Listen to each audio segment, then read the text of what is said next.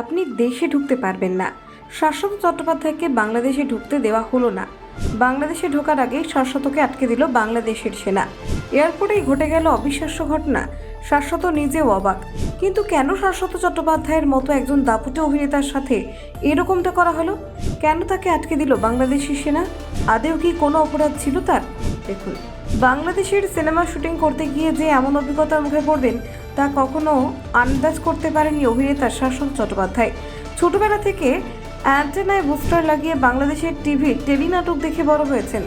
যে প্রিয় বাংলাদেশের ইতিহাস সাহিত্য পড়ে মুগ্ধ হয়েছেন, সেই ভিটিতে পা রাখতে গিয়ে এমন ঘটনা।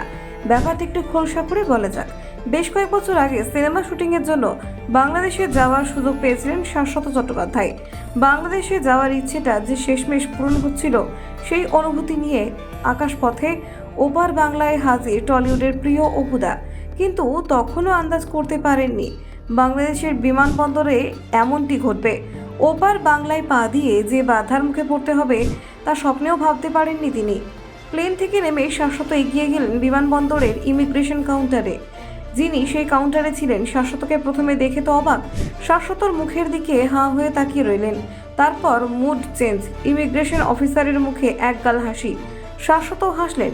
সহজেই মিটে গেল শাশ্বতর ইমিগ্রেশন।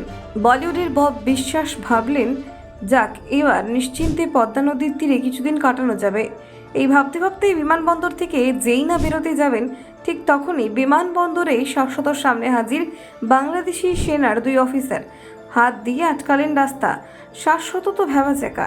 সেনা অফিসার শাশ্বতকে জিজ্ঞাসা করলেন, কোথায় যাচ্ছেন? উত্তরে শাশ্বত বলেন, শুটিং করতে। শাশ্বতর উত্তর শেষ হওয়ার আগেই দুজনে বলে উঠলেন, দেশে ঢুকতে দেওয়া যাবে না। সেনার মুখে এমন কথা শুনে শাশ্বত তো অবাক। ভাবতে শুরু করলেন, কি এমন করলাম যে সেনা অফিসার এমন বলছেন? বুকে সাহস জুগিয়ে শাশ্বত বলেই ফেললেন, এত দূর থেকে শুটিং করতে এলাম, বাংলাদেশে ঢুকতে পারবো না। এরপরই রীতিমতো বোমা ফাটালেন দুই আর্মি অফিসার। শাশ্বতকে তারা বললেন, আমাদের সঙ্গে এক কাপ চা না খেলে দেশে ঢুকতে দেব না। সেনাদের মুখে এমন কথা শুনে হেসে ফেললাম। সত্যি ভাবা যায়, এক কাপ চায়ে বাংলাদেশে এন্ট্রি হলো। শাশ্বত জানিয়েছেন, এরপরের ঘটনা তো স্বপ্নের মতো ছিল। বাংলাদেশে নানা জায়গা ঘোরা ওখানকার মানুষজন হৃদয় জয় করে নিয়েছিলেন, যা বলে বোঝানোর মতো নয়। ব্যুরো রিপোর্ট, নির্ভীক বার্তা।